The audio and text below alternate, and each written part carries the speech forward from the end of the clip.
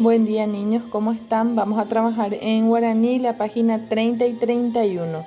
Onguaje Arapotu es nuestra lectura. Onguaje Arapotu. Ubotu oyera onguaje Arapotu. Cuaraju o mimbi onguaje Arapotu. Panambio bebé onguaje Arapotu.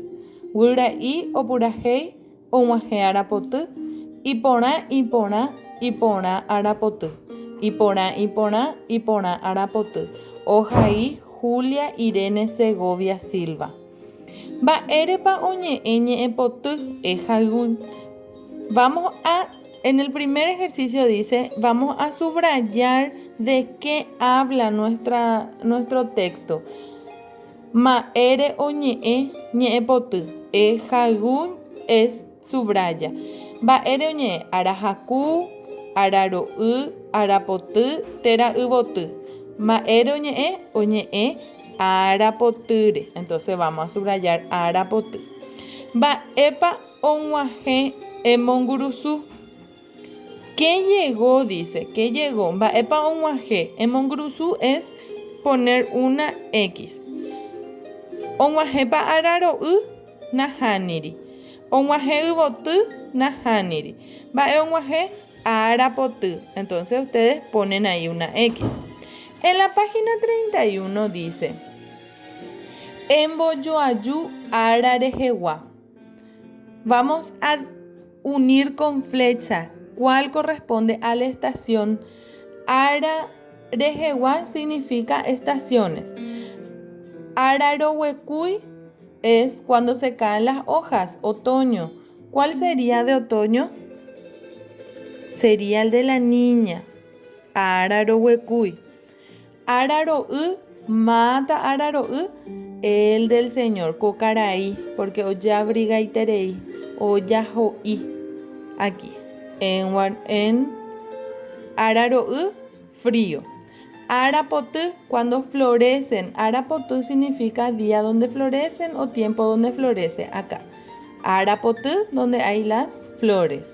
Y arahaku, vaya ya po arahaku ya ve en el verano. Nos bañamos en las piletas. Entonces acá está bien.